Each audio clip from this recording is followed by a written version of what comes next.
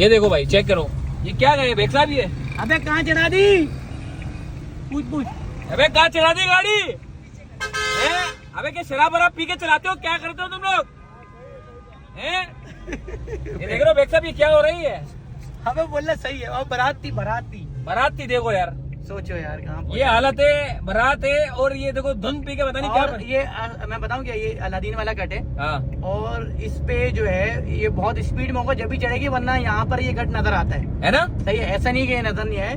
हाँ। सही है, ये बहुत स्पीड में होगी, ओवर मतलब स्पीड होगी। तो समझ नहीं आऊंगा यू टर्न में डालूं या मैं इधर डालूं? इससे बोला बीच में ही डाल दो।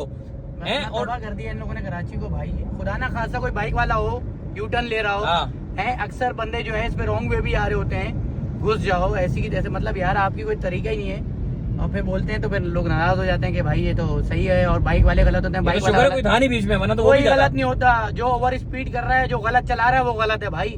फुटपाथ पे कैसे चढ़ा सकता है कोई गाड़ी यार?